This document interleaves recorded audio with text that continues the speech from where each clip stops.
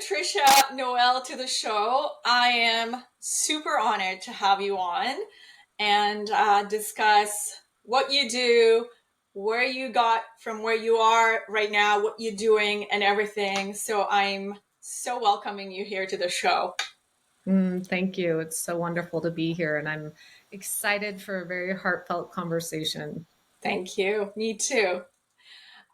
So let's jump right back in. And what I would love to know is about your journey and what led you to become a spiritual teacher and a psychedelic guide.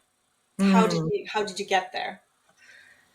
Yeah, I mean, I think the universe works in mysterious ways, as I say, right? Mm. And in 2017, I tragically lost my sister Jennifer to a fentanyl overdose.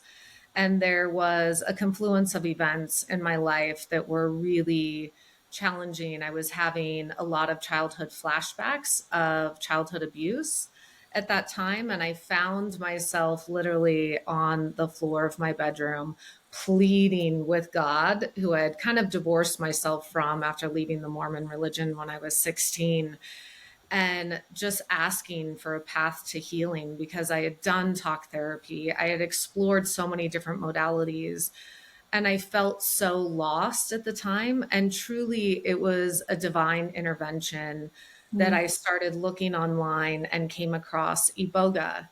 And my first therapeutic experience with psychedelics was a month later in the jungle, using Iboga as a healing tool to really unlock a tremendous amount of childhood trauma that I had completely disassociated from. Mhm. And really, I would say my healing journey began at that time and ended up taking the deep dive into healing psychedelics, going back to school and studying spiritual psychology. I studied under Gabor Mate and his program, Compassionate Inquiry, and now find myself leading others on their healing journeys as well. Mm. So can you elaborate? Because I have a couple friends who are in, I guess these religious domains, I guess you could call it, are more of a um, dogmas kind of thing. How was for you to escape that? Gosh, Was it's it such difficult for you? Because at 16, I think that's a very, very sensitive time for us. a Like I know because I have a 17-year-old, and I know it would have been absolutely terrifying for her to, if she was in any of these kind of sects of kind of religious things. So I cannot imagine what you went through. So can you dive into that little bit of how hard it was for you to move on to the next, or freeing yourself from that?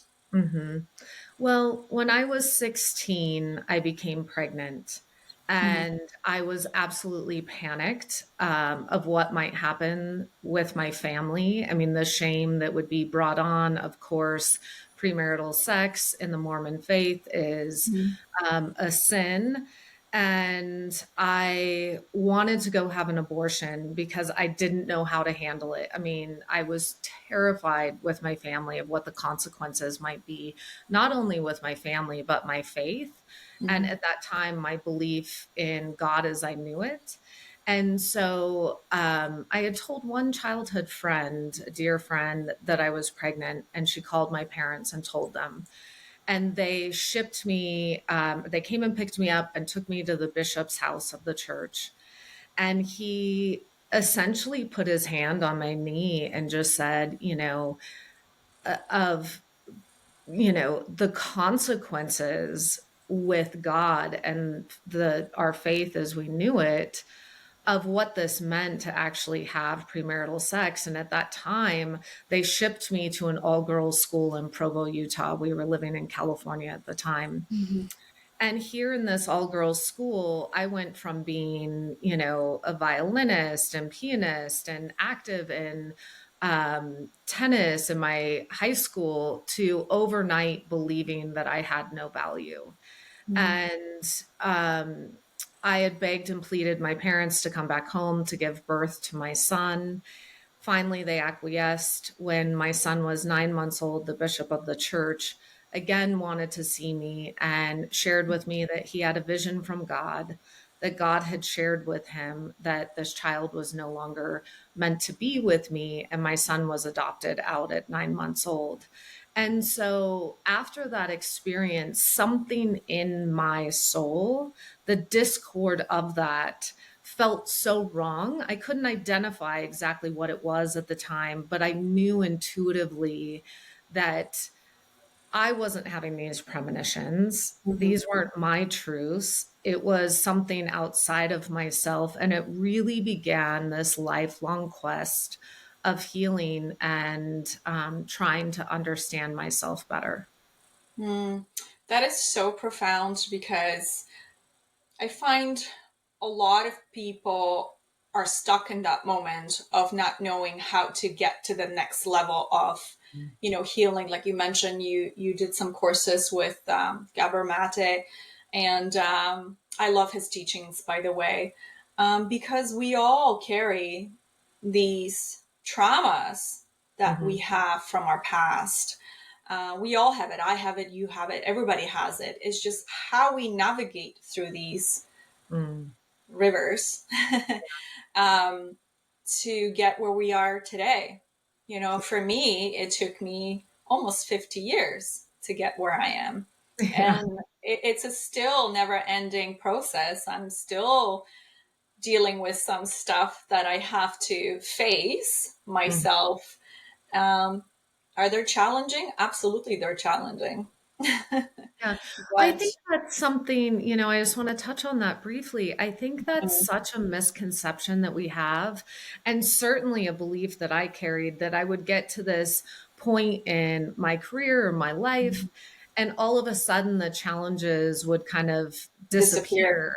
disappear. Hmm. And it's, Yeah, it's, it's not that they get easier, it's just how we navigate through them does, and right. how we can carry such self awareness and self compassion as we move through some of these experiences. And Uh, forgiveness. That's a big and one. forgiveness. Yeah. I would Hmm. love to hear from you. I'm so grateful that you brought up forgiveness. What is your belief around forgiveness and childhood trauma? Hmm. So for me, I'm an immigrant, a child of immigrant parents. So I originally come from Poland. Mm, And during 1980s, or 88, we left. But Poland was a communist country, and my dad left. We left the country in 88 as a tourist, and we went on a vacation to Greece. Well, my parents never told me, ever told me. So I was super excited because we were on the vacation. We never been to Greece. And after 3 months, I was kind of, as a 12-year-old child, I kept on asking myself, I'm like, why am I not coming back home? Like, what's going on? And my parents just didn't know because, again, they come from a different background, right? They were born in 1950s, right 5 years after World War II. So their upbringing were completely different than mine. And then now my sister and so on. So they just didn't know how to deal with this. And at one point, my mom was, I wouldn't say upset, but she was kind of at the point where she's like, well, we're never going back. And it shocked me. I personally did not know how to react to it. Like, I went into that mode of protection, hatred, um, just blocking everything that was coming my way. I was crying. I got super sick, emotionally super sick, that I have left everything behind and I was not going back home. And we didn't know, or I didn't know where we were going, because at that time we were in the point where the borders have, so Poland became free country in 1998. And we couldn't go back to, well, we couldn't go to the United States, we couldn't go to Canada, we would have to go back to Poland. And my dad is refusing to go back to Poland. He goes, we can't go back after 2 years, we can't go back. What are we going, the shame. Mm-hmm. The what would our neighbors think? We were gone for 2 years and now we're coming back. So there was a lot of things that my parents played as well, and I totally understand it. But as a 12-year-old, I was in the world of, oh my goodness, what's going on?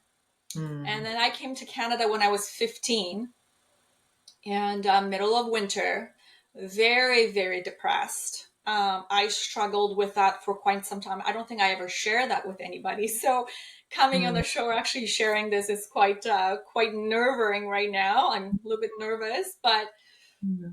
um, very depressing, very, very depressing. And when I turned 17, I said to my parents, because we lived in a very small town in Prince Edward Island, Canada, probably maybe about 300 people or so. And I said to them, I turned 17, and I'm like, I need to get out of here. I can't be here.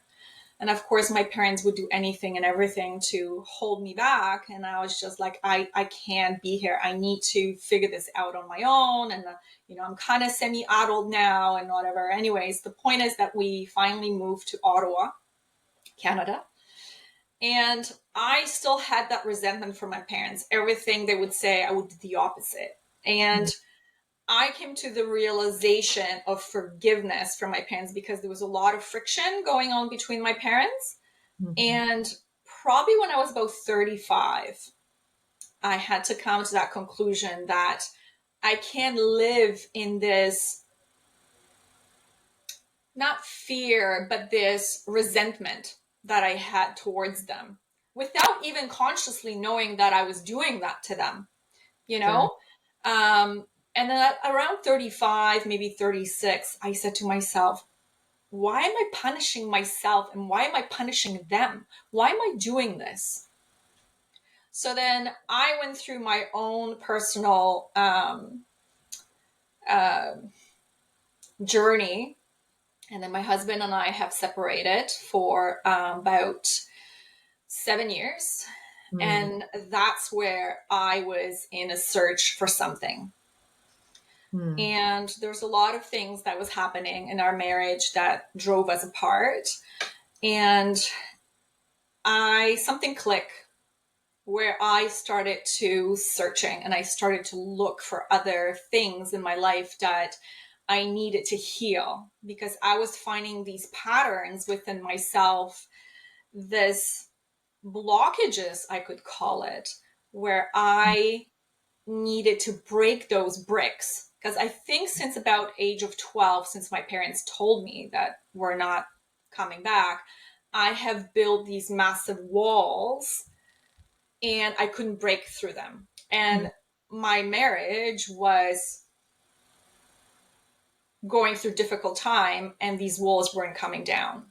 So Mm. when we did separate it and I finally went through that realization that like it's not him, it's me. I need to take those walls down and I need to look in within myself what was holding me back. And when I realized that it was my anger and it Mm. was my resistance of what happened, I had to let go of that. But forgiving myself was the hardest part, Mm. because I had to come to, it's not your fault. They had to do what they had to do at that moment. They had no choice at that Yeah. particular time back home. So I had to approach this as I am living in a great place, you know, I am free. I have everything I want. Mm. How do I forgive myself? And Mm. that work brought me into spiritual, again, looking into spiritual aspect of everything. And I forgave myself. I forgave my husband. I forgave my parents. Um, Although my husband and I have been together back in the last 2 years, uh, Mm. it's been fantastic. There's still work in progress. We're still working on certain things. I'm working on myself. It's a never ending journey. That's all I will say. Ah, thank you so much for sharing from this place. And I understand the vulnerability Yeah. and apprehension. This is such a juicy conversation for me right now and Absolutely. topic right now around forgiveness and anger. Mhm. And I just want to say, I can only imagine the deep betrayal that that Mhm. felt like with your parents as well, right? And then the walls we construct around that to protect ourselves from feeling that level of pain and displacement Absolutely. as a child. And then, I think too with depression, I too, when I was younger, struggled a lot with depression and couldn't really identify where it was coming from. But when we aren't taught how to really Deal process with the emotions. emotions, Yes. right? We repress it and then it shows up as depression and repressed emotion as Right. I've come to understand it. Um, it's interesting because I have a childhood of physical and sexual abuse in addition to Mm. the loss of my son and that connection. And I'm in a deep, deep inquiry right now of moving through anger and resentment and Mm. really sitting with these intense emotions. I don't want to detour, but I've been recovering for the last 2 years from a really severe traumatic brain injury by Mm. trusted practitioners and friends. And, it was as if joy and pleasure in my brain got turned off and anger Mm. and rage got turned on for 2 straight years. Mhm. And I've really been in this free fall of surrender of show me how to work with these intense emotions. Mhm. And, I full and wholeheartedly believe that holding on to it is drinking poison and expecting the other person to die, as they say, right? Right. And I think something that you also touched on that's so profound, and it's a piece that so many miss on their journey, is that it's not even so much about forgiving those that have abused us. It's about forgiving ourselves for the way we behaved as a byproduct of what we've Mhm. lived through. And, you Because know, we don't know better. we don't know better and we don't know No. how. And I think one of the big missions that I've been on in my healing journey is how do Mhm. we dispel perpetrator and victim? How do we Mm. stop with that role of these two components? Because hurt people, right? Right. And so, how do we hold compassion for our perpetrators and also hold them accountable and responsible, but not hold on to the anger? And it's something that I'm still working through as it relates Mhm. to sexual abuse. There's a lot of people in the industry that it's unforgivable. Some of the our spiritual teachers out there, it's unforgivable. You move on, you live your best life. And I've really been teasing out what does forgiveness around this really mean to me? Mm. And I just appreciate you sharing that because it is such an important role. And then we project it into all of our relationships, right? As you said with your husband, you had to take Absolutely. accountability for your own experience of that. And we don't heal until we do our own work. Absolutely. Hmm. So we have three children, and I think my focus right now on them is guiding them through this because they went through a really hard time themselves Mm. through the process of separation. And I know for a fact that they're holding this anger, frustration because as young children they didn't know better. Right. So guiding them in the last year, both of us, we explained to them Mm. exactly, talking about forgiveness, that it's not their fault, that they're still loved, and everything is just learning how to forgive themselves Mm. for whatever, because they have these thoughts. We all have thoughts in our heads, but Mhm. it's just how do you let go of these thoughts, Mm. right?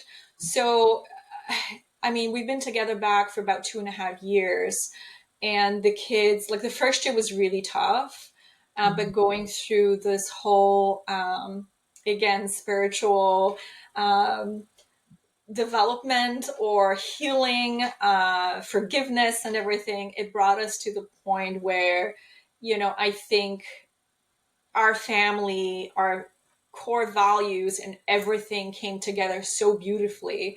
The kids are super happy. We always talk about it at dinner table. If there is anything that they need to be talked about, it's really, really wonderful. I'm so happy. Couldn't be happier. But yeah, it's we always tell them, never stop. Yeah. It starts with them, and you always have to show them the example of, you will make mistakes. You Yeah. you will, but it's like, how do you look at that, and how do you, I don't want to say fix it, but how do you sit with it, you Mhm. know? Mhm.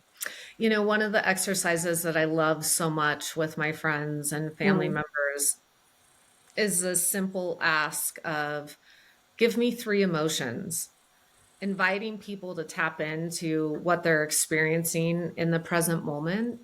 mm, And I think often we get so busy with life and consume that people don't really take the time to yeah, truly drop into what's present for me, what's coming up, and how, and as we know, the majority of our experience is through the filter of our childhood. right. And so the more that we can have that awareness and then tether it back to the childhood wounding and give, I love the expression, healing is the application of loving to the places inside that hurt, right? Mm, And most of that is circling back to a childhood experience that we haven't fully alchemized or transmuted, right? right. Um, and I know for me, the experience with my son, I was no longer, I tried to get pregnant again in my adult Mhm, life. I was no longer able to conceive. It ended up in having a full hysterectomy and my ovaries removed mhm, through some complications, probably stemming back to his birth. And, it's just, so much of that I think I still sit with. I think the loss of a child in that way, I don't know mhm, that you ever fully heal that part of mhm, yourself. You learn to sit with it mhm. differently, but I know that I struggle with a lot of fear around loss and love, Right. and it's an ongoing process of being able to drop into um, compassion for myself and what I've lived through and the trauma that I've endured, right? And Right. I don't know that it ever fully goes away, but we definitely get the muscle gets stronger that we exercise in doing the work and self reflection and healing. I have a question Yeah. for you. Did you experiment with psychedelics at all through your healing journey? No, I have not. I've looked into it actually, and I'm curious about it. Mm. But if you can share anything about it, I would be more than happy to hear what you have to say. Yeah. You know, I truly believe wholeheartedly that psychedelics saved my life. Hmm. My son came back to live with me when he turned 18, and all of a sudden it cracked open a well of repressed memories that I Hmm. was not equipped to deal with. And I thought that I was going crazy. We often don't talk a lot about disassociation and flashbacks of Hmm. childhood memories. And for me, it was so overwhelming that I really thought that I was going crazy. And I knew that traditional modalities that I had explored historically just weren't working. It was like And putting a band-aid on, I assume. exactly. Yeah. Hmm. And I think too, in talk therapy, there's aspects of it that can be enormously helpful, but also going and regurgitating the story over and over again kind of Hmm. etches in those neural pathways of Right. ingraining those traumatic experiences.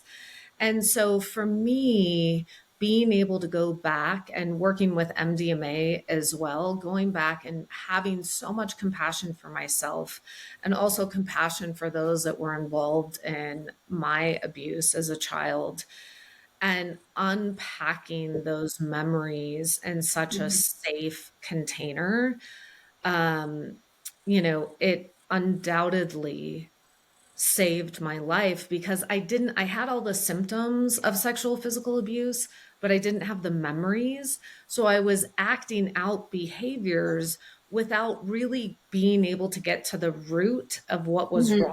or what had happened. And so psychedelics for me, it's like the way that I kind of look at it, it's as if you're living in a room your entire life, and then psychedelics pull these blackout curtains open, and all of a sudden you can see things Hmm. so clearly and all possibilities. You know, I lost my sister Jennifer in 2017 to a fentanyl overdose, as I said, and then I Hmm. lost my sister Jacqueline to suicide Oh, I'm sorry. the year before last. And thank you so much. And it's something, you know, I live in Utah. Utah has the highest rate of youth suicide in the country, a high rate of suicide generally. Um, the one of the highest in mental illness in the country, and also opioid addiction. And so Hmm. when we look at that, it's like, what is happening where we aren't really talking about um, Hmm. these traumas in a way that can be meaningful so we can get to the root and really have radical healing. And I think it's systemic as well. And I also believe that until we bring these traumas into the light and really, and I love what you said about it wasn't until I really looked at myself Hmm. that the healing started to happen. And I believe that wholeheartedly, that psychedelics allowed me to do an internal process of self inquiry and really get real and honest with what Hmm. happened in my life and the ways that I was showing up in relationships, all relationships in my life. Right, because you get to the point where you're like, well, it's not me, I'm fine.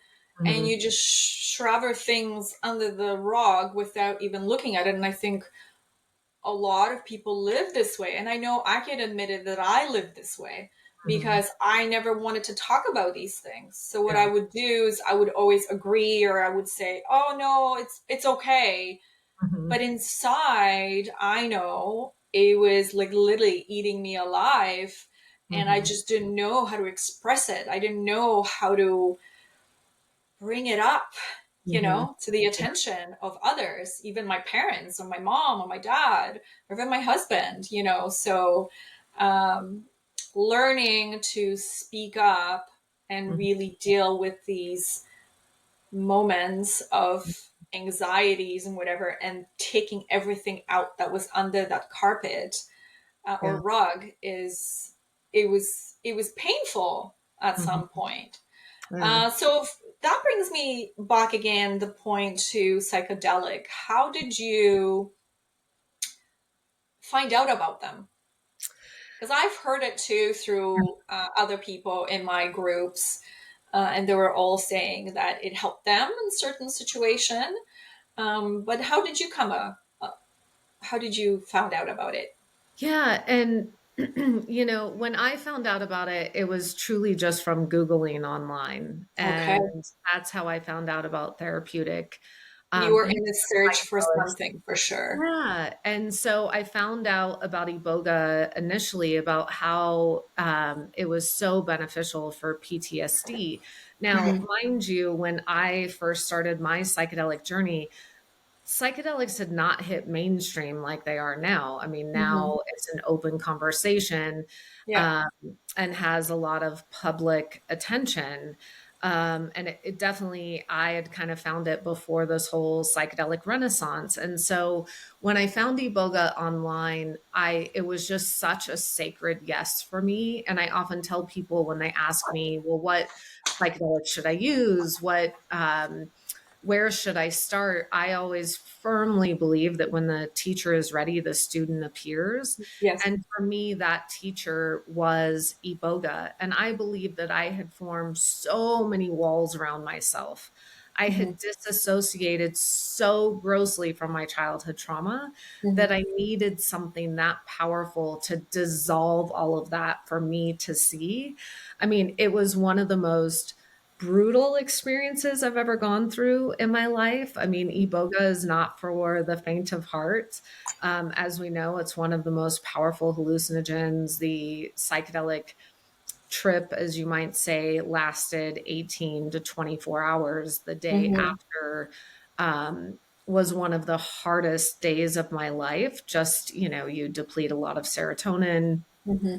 um, and dopamine. And it also was one of the most powerful experiences I've ever had. And when I went through that initial experience, it was the day I was coming out the birthing canal, and it was an invitation to revisit my entire life up until present day and all the negative programming that um, I had adopted by way of my childhood trauma. And then I also had to live through every incident of abuse from my childhood, which when you're seeing it for the first time, it's so overwhelming. For me, it was so overwhelming to the psyche to try to integrate that experience, because at that point I had a happy, healthy Hmm. um, relationship with my family. And so to go back and revisit all of it was really confusing to integrate that, and took me a lot of years to really find my footing in understanding that.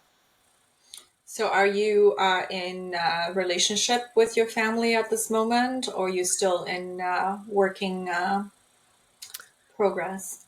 Yeah, it's such a great question. I do have a relationship with all of my family. I think after my sister Jacqueline died, Hmm.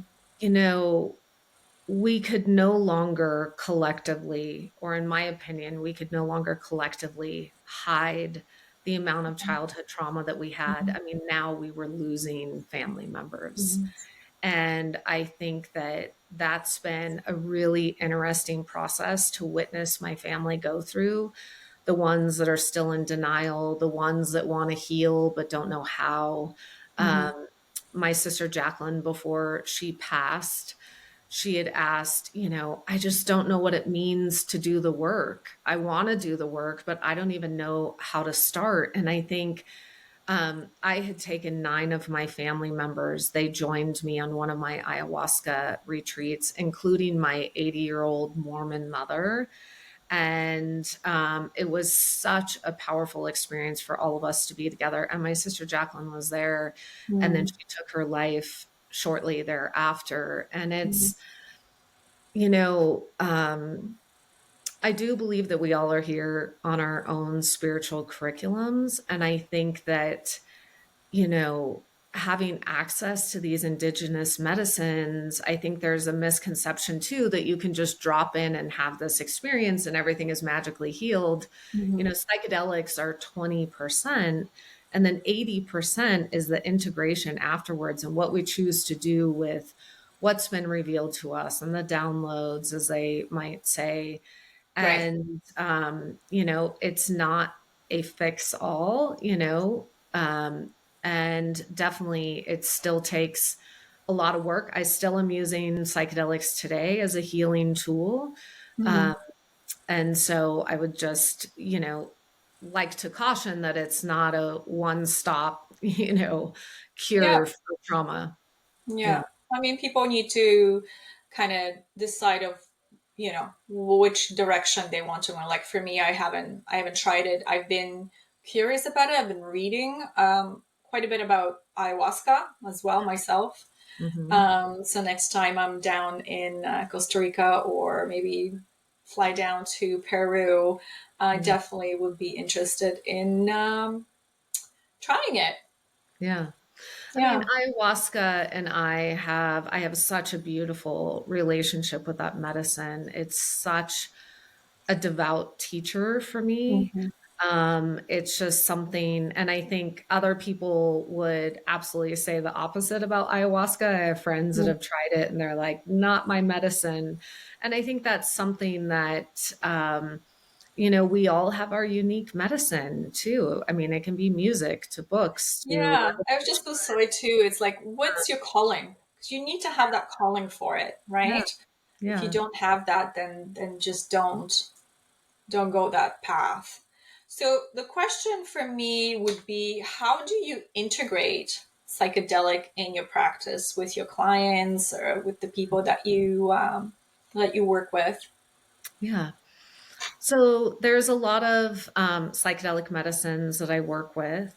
Mm-hmm. And I do coaching a lot with Mm-hmm. clients with the use of psychedelics and without. Okay. Not everyone is called, and oftentimes they need to tease their way into it. So I do a lot of trauma work with my clients, utilizing a lot of different modalities that I've learned over the years. And then Mm-hmm. I also integrate, when they feel ready, the use of psychedelics. I think they are undoubtedly such a powerful tool if you're called to it. And I think a lot of times, the psyche is so powerful that it can block us from really getting down to the root of some of these childhood memories.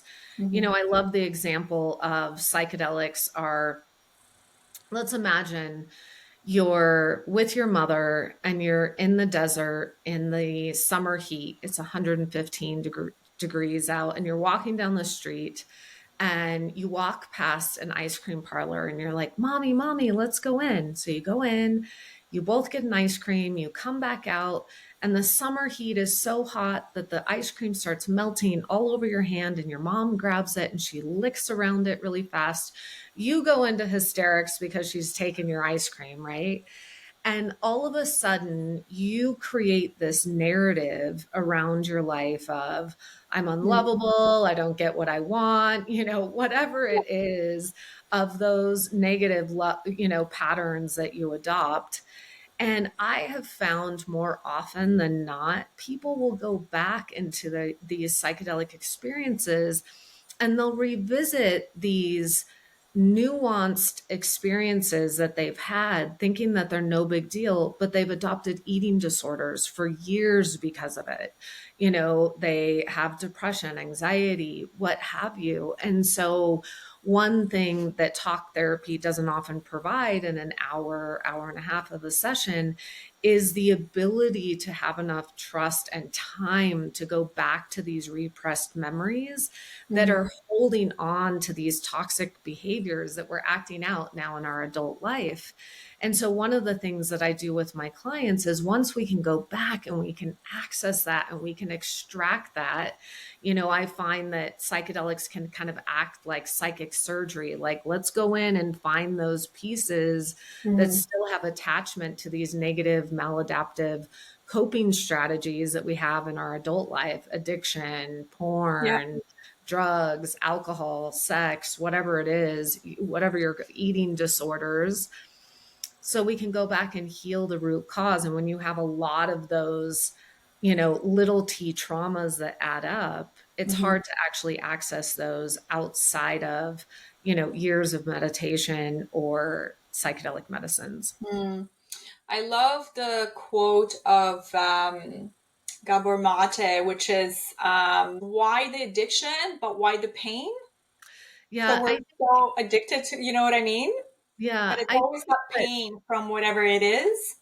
yeah, I know the quote that you're speaking of, and I think Mhm. it's not asking why the addiction, but why the pain, and Yeah. so oftentimes he says, we should celebrate our addictions because they're keeping us alive. They're keeping Hmm. us safe. And it's interesting, before my sister Jacqueline committed suicide, she got sober 8 months prior. Hmm. And in this sobriety, she had struggled a lot with alcoholism over Hmm. the course of her life. And in sobriety, she did not know how to cope with her childhood memories. Hmm. She didn't know how to cope with her depression and anxiety. It She was didn't too have much. the tools. It was too much. And in the end, Hmm. she ended up taking her life. And so I love that you bring that quote up because, in that experience, I've reflected a lot of, if she still had alcohol as a medicine to cope with Hmm. those haunting memories while she got help, would she still be alive today? Right. Hmm. And, to his point, oftentimes our addictions need to be celebrated. And I'm not in any way, stretch, or form saying we should stay addicted, No, of but course. it Yeah. is, it's a coping strategy. Right. to really numb out the pain of our childhoods. Yeah. Yeah, because we don't want to bring that up. We don't want to bring up the bad memories that we've had, and maybe sometimes we just don't even know that we have these painful memories. Mhm. Um, so we tend to mask them with, like you said, alcohol, drugs, whatever else it is, you know. Yeah. Yeah. And it's, I think, to something that I just want to highlight, I don't think that psychedelics are for everyone. I Hmm. think you have to be ready to do the work. I was fortunate enough that when I went through my first psychedelic experience, I was in school studying spiritual psychology. I had done a tremendous amount of work on myself prior to that. I had attended retreats around the world, non-medicinal with psychedelics, but I had done a 2-year shamanic study at that point. I Hmm. had a lot of tools in the toolkit. So when all my memories came back, I had a lot of things that I could tether to. And the other part of it was I made a vested interest to curate a profound and powerful community around me. Hmm. And I went to great lengths to join support groups and, curate friends in the space that could really support me. And I Hmm. think it's also something that we heal in community. And I think, Hmm. one of the things that my sister said before her suicide was, I feel so alone. I feel like I don't have community. I don't have that connection. And when we lose that connection, not only to others, but to ourselves, Hmm. the fear of that, I think, often drives people to Yeah. suicide, to ending their lives. Yeah, I had recently had a conversation with someone about community as well. Is just we were talking about bringing up children Mm, and the stress that we women, we were just talking about women in general, but even as a family, you carry so much because we don't have these communities anymore like we used to have in those tribes. So as a mother, for example, you have to do like our society has been, I don't want to say brainwash us, but has put us in a situation where we have to be mothers. We have to look good for our husbands. We have to work. We have to earn money, obviously, when we work. There's so much pressure where we don't have these communities when we get help. yeah. Everything is so isolated. Yeah. So I And I, also really appreciate you saying that because I am a huge believer in creating these communities when people can come together and help each other in whatever it is. yeah. And I think too, the other collective trauma that we all have was COVID. It was the Yes. massive disruptor, right? That sent us all kind of to our corners without community. And I've found, I live in Park City, Utah, I've Mhm. found in my community here that, the groups that I used to commune in really got splintered Mhm. as everyone was separated for so long, and really rebuilding new community has been fascinating. And I think, what do you do? I often reflect with my sister. She was a single mom. She didn't have a lot of means Mhm. to pursue alternative healing modalities. And how do we remedy some of that for those that don't have access as readily as we Yeah. do to different communities? And it's something that I feel passionate about building, Mhm. especially around abuse and giving resources and being able to come, we have it with AA or, different programs such as that. But what do we have by way of group settings in that regard for those that have experienced childhood trauma, where they can Mhm. come and find community and likeness And and feel safe. connection and Mhm. feel safe? Absolutely. And it's such an important part of it. Mhm. And I think that healing can also be so isolating because just as you were sharing about your personal story and the apprehension, I mean, for years, I played the persona of perfectionism. I Mm-hmm. had a perfect childhood. Everything was wonderful. I'm successful. I'm Mm-hmm. this. And then when my memories started coming back, I was terrified to tell anyone that I had been abused. I carried so much shame. I mean, my own friends didn't even know that I had had a child, Right. and I just thought, I'm going to be ostracized. I'm going to be Mm-hmm. shamed. Mm-hmm. And, what's interesting is that when we share and we show up authentically, Mm-hmm. as Brene Brown says, we give others permission to do the same. And I have found such profound healing and community when I started speaking about my journey and healing. Mm-hmm. Yeah. People can relate. Mhm. And because we, like I said earlier, shove everything under the carpet, we don't want to share our stories. We're afraid of the judgment and of the unfairness, Yeah. in our communities or some of the communities. Hmm. So, sharing these stories, I think it's important because people will relate absolutely. And then they're like, well, I feel safe. And Yeah, when you feel safe, you feel the love and then you open up. absolutely. Yeah. I think that's so well said. And I think that, you know, those that have experienced extreme childhood trauma, they don't Mm. know how to be safe. They don't know how to feel safe within themselves. Right. I've recently been studying a lot about attachment theory. It's kind of a hot topic right Yeah. now, and understanding how we attach in love and relationships and how that shows up for us. Right. And so much of it is how do we feel safe within ourselves, and then how do we trust to do the same in relationship and partnership with those we Right. love, right? Mm. Yeah. Yeah, that's a big one. That's a big one for a lot of people as well. Yeah, Yeah. especially for women. Especially for women.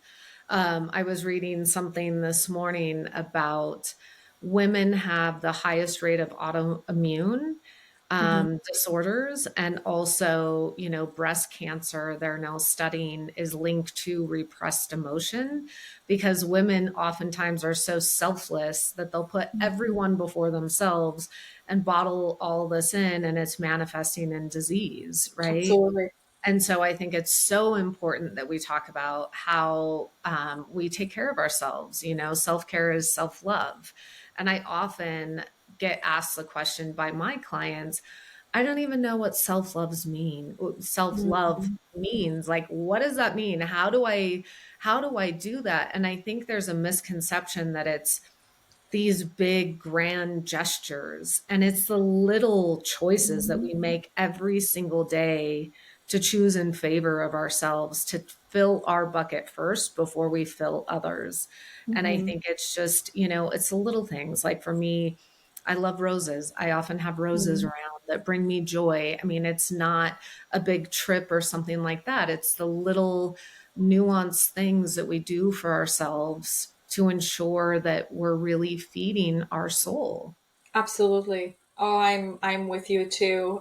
Running even a bath with Hmm. a little bit of essential oil, or I personally love being in the garden.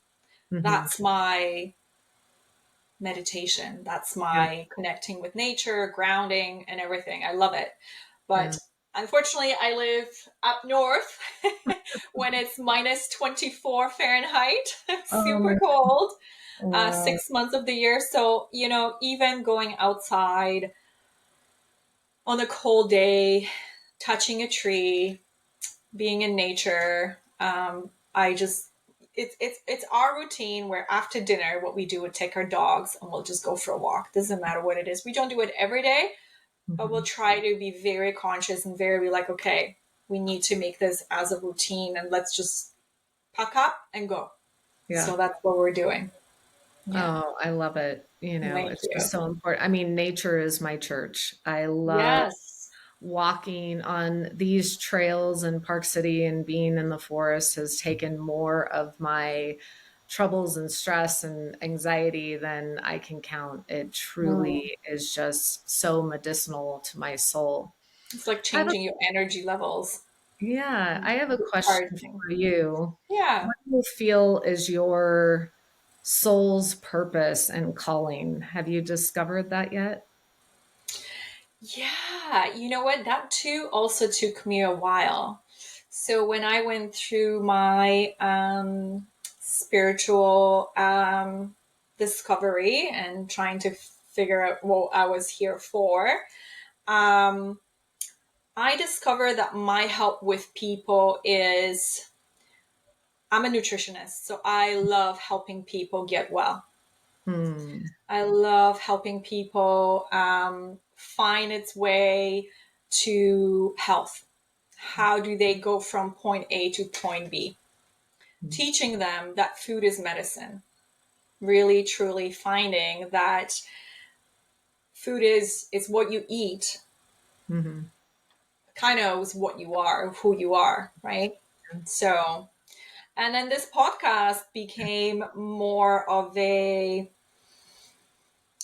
epiphany for me because I used to be very nervous speaking. I would refuse to speak in front of camera Mm-hmm. or in front of big crowds and things like that. And being a holistic nutrition and speaking actually, I was like, I need to do this, and it took me about 2 years. And finally, a friend of mine, Jason Petrunik, who runs actually a podcast here from our town, I met up with him and he said to me, Alex, just go and do it. If Hmm. you screw up, you screw up. It's okay. Just go Yep. and do it. Mm-hmm. So I go back as I started a year ago and I went through some of my old episodes and I was like, I look so robotic. I'm like, what the heck? But at the end of the day, you have to start somewhere, right? So it takes time, it takes courage, it takes, um, just you got to go out there. So I said to myself, I have to go out there.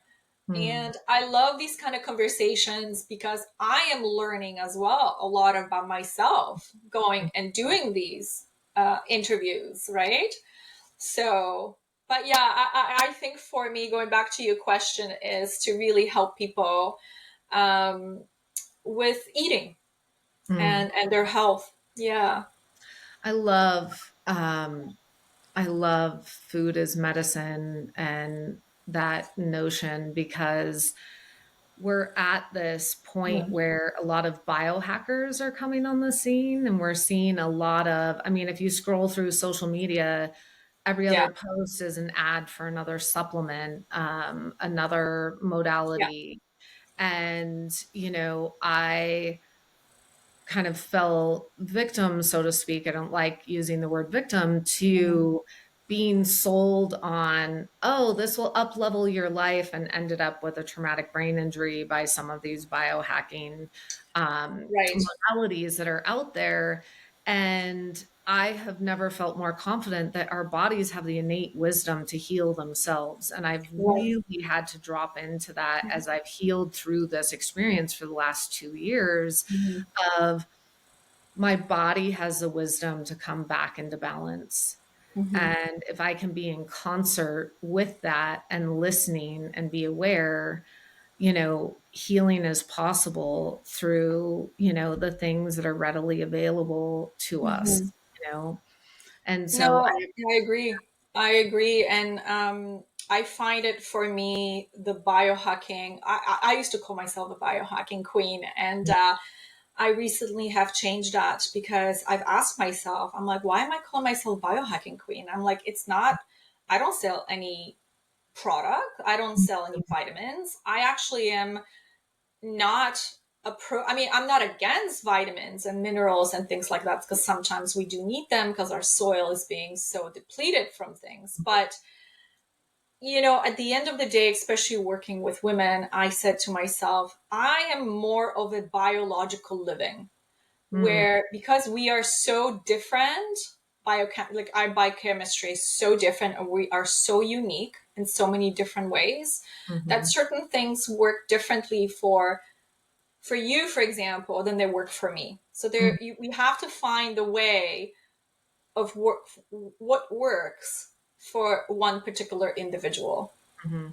right? I could not agree more. I mean, that's one thing too that I'm seeing in this space. I don't know anything that's a one size fits all, aside from maybe nutrition. We all need nutrition, and even in nutrition, it needs to be customized, right? Mm-hmm.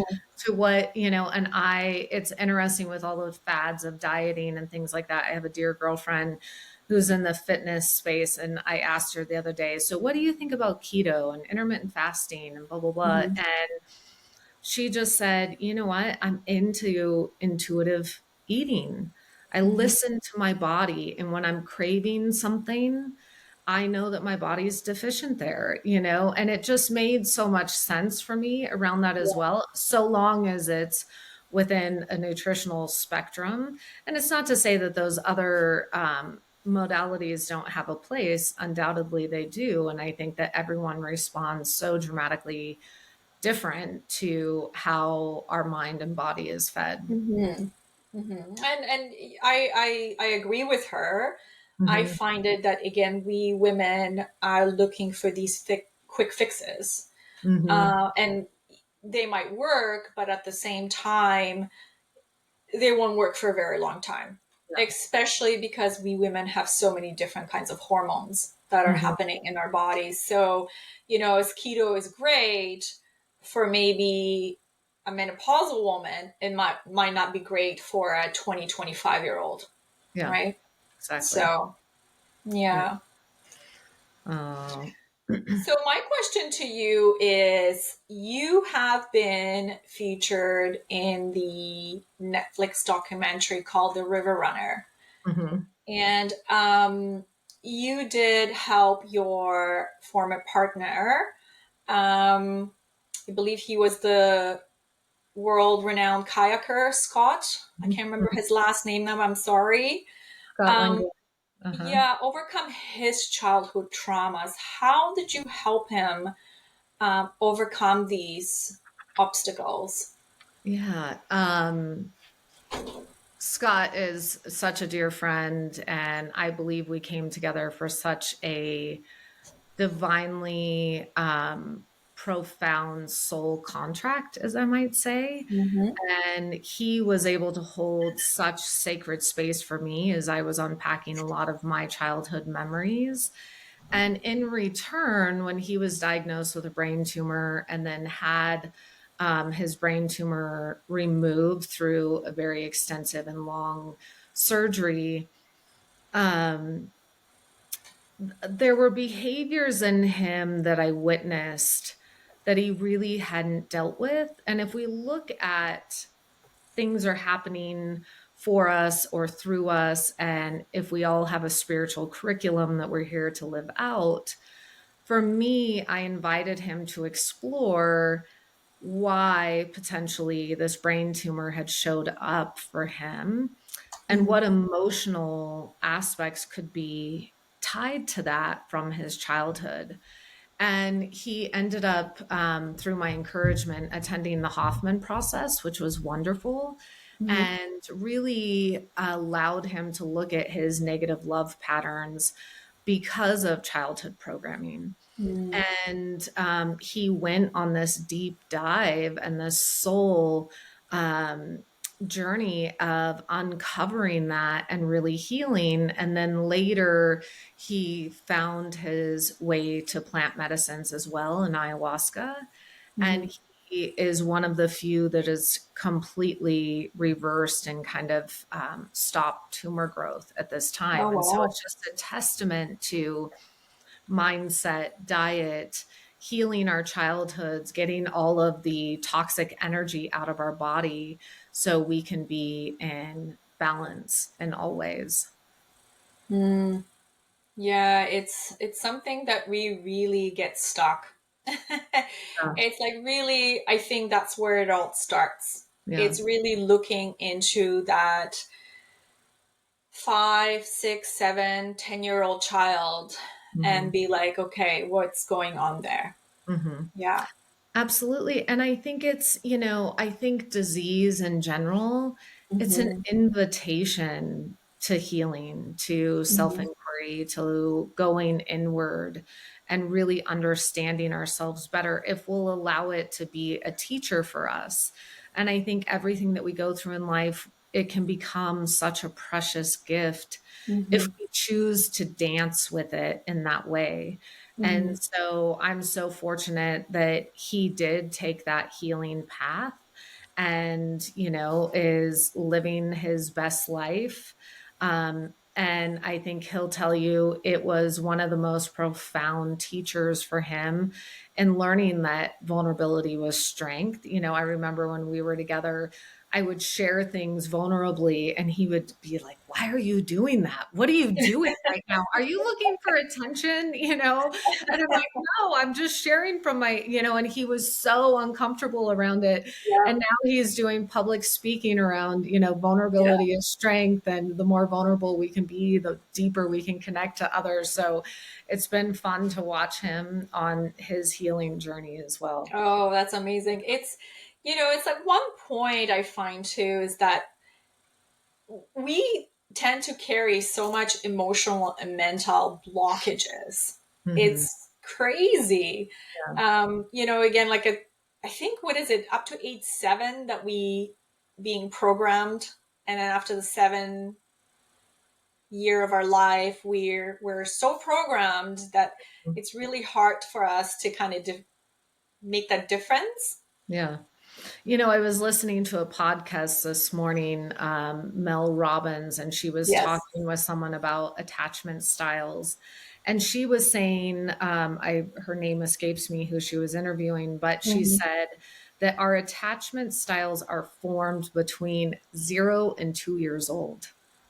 So when Okay. you think about that, how we're relating in love relationships is between this small window and stored in the subconscious. I mean, it's profound at how we hold on to these experiences. And also, Hmm. it's such a call to action for parents and how Hmm. we show up for children and our children and other children, and really teaching them how to self-regulate, being Right. aware, being present for conversations, inviting. I mean, how many times has a child broke out into a temper tantrum and the parent is trying to shush and stop the experience out of Hmm. embarrassment rather than allowing to tap into what's happening with the child, right? Right.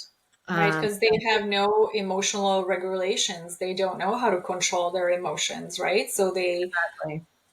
lash out in their way. And I know because I can make a, you know, a relation to this because I have 3 children, Yeah. and I can say that raising my first child, my second, my third was completely different because Yeah. I've learned through the process, and I didn't want to make the same mistakes like I did with my first one. Mhm. Do you know what I mean? So, yeah.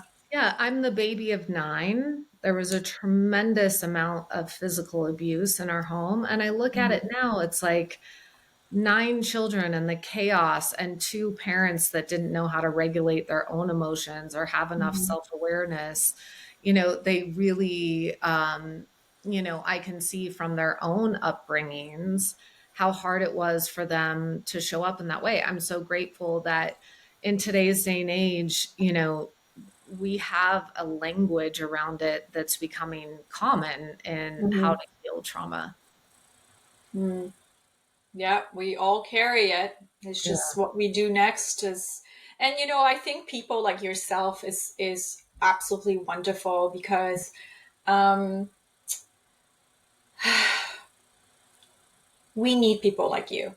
All I Mhm. will say, because we are all engraved in this traumatic event that we carried, and having that help is absolutely important in moving on in life.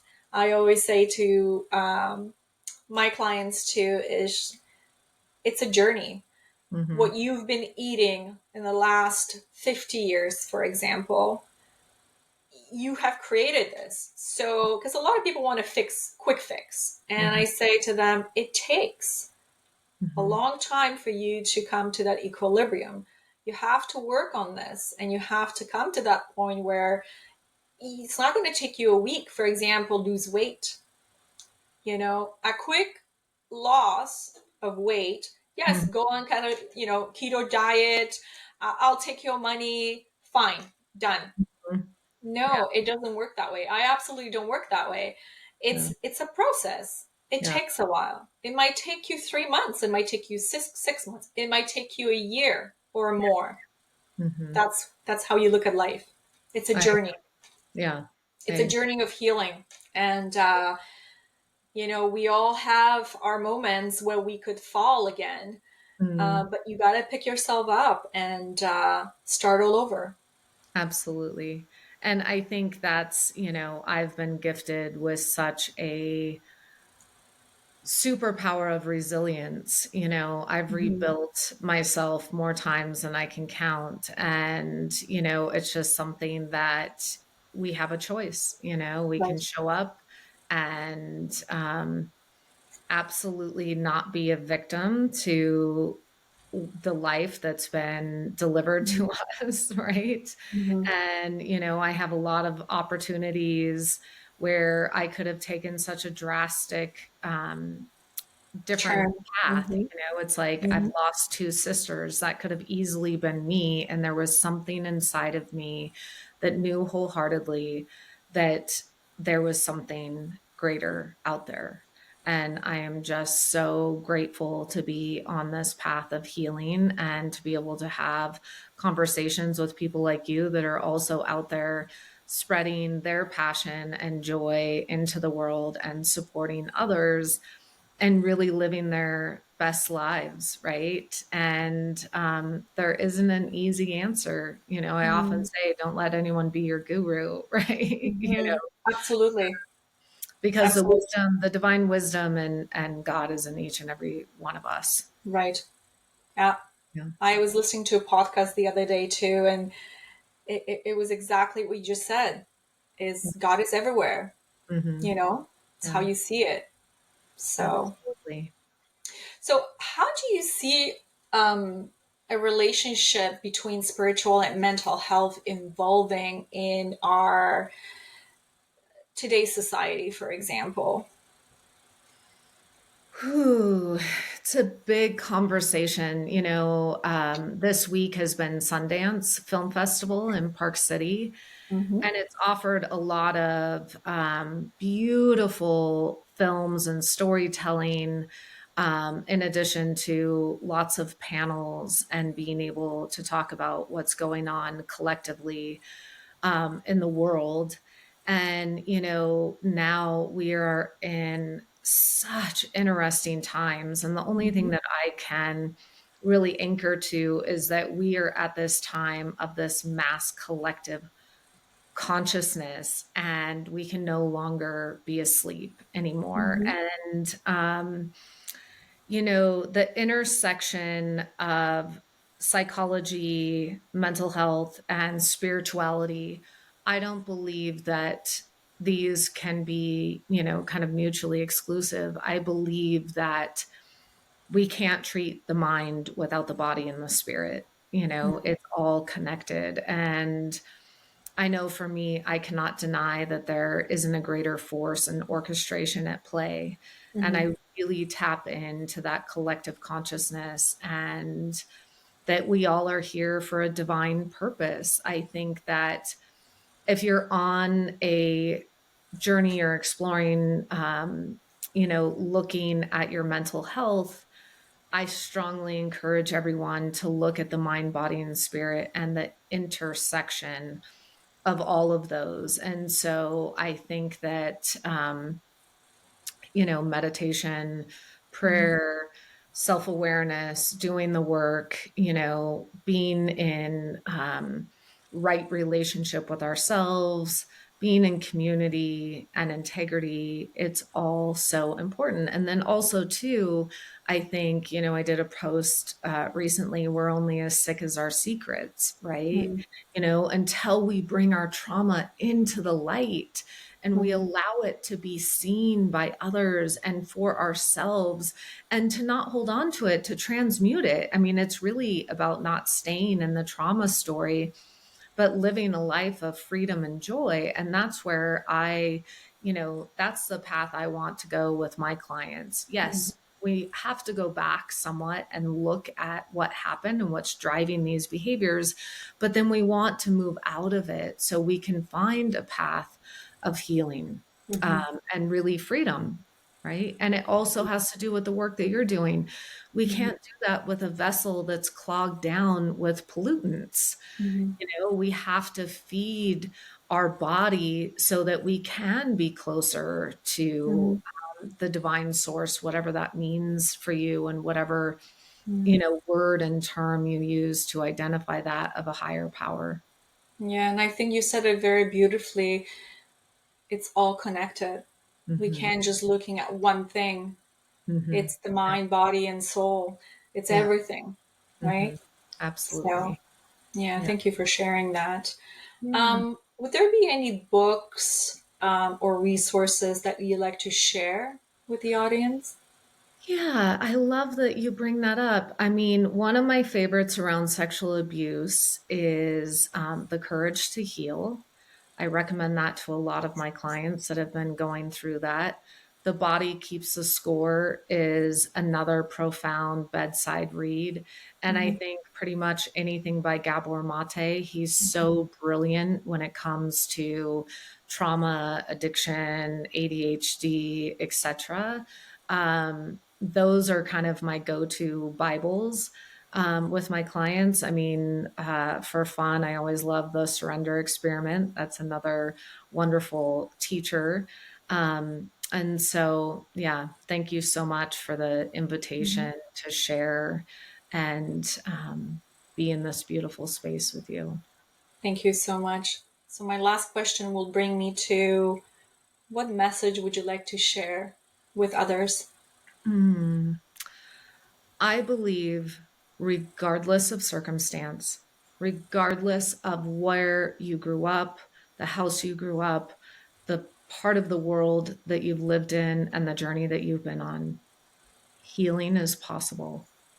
And having lost two sisters, I wish that I could go back in time. And I know that if we choose to walk this path, that healing is absolutely possible, and to not give up. Hmm. Not give up. That's the word. Mhm. Just keep on searching, keep on looking. Yeah. And again, I appreciate that. I will definitely post all the information on the Mhm. bottom of the notes so people can find out a little bit more about you and everything. Any other final thoughts that you would have? No, I think it's, Mhm. even with trauma, we can live a magical life, and I have every excuse to not live my best life by way of trauma that I've lived through. And Mm. yet we can move through it, and we can live, I live in such a beautiful, divine, um, magical orchestration. It doesn't mean that there's days where it's like, what am I doing? I just finished writing my memoir. I'm working on a 3-part docu-series and really uncovering a lot of abuse that's happening within the Mormon church that's being Mhm. concealed. And there's days where I want to give up. And I think if we can surrender and get out of our own way and really listen to what our divine calling is, I believe that each and every one of us has something. And so I just leave you with that invitation that your best life is waiting for you if you choose to allow it. Yeah. Thank you so much, Patricia. Yeah. Thank Thank you. you so much for sharing all of this. I think it's very important to tap in into our own selves and really heal this planet, heal ourselves, heal our children. Like I was listening to again, I do listen to a lot of podcasts, Mhm. but someone said that it takes 7 years from the past generation, and it will take 7 years forward to heal, to Wow. have these children fully healed. So we're hoping, I mean, I don't think we'll be able to see this in this Mhm. uh, lifetime, but I hope that we'll come to that point Yeah. one day that our children or their children's will Yeah. be in a completely different state where we're at right now. And Yeah. I hope that this is where we're going. So, Absolutely. Well, thank you so much for okay. your time and energy. Thank you so